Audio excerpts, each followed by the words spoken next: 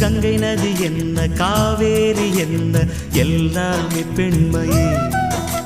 நம்ம இங்கு நாளும் தாங்குகிற பூமி அது கூட பெண்மையே நாடாளும்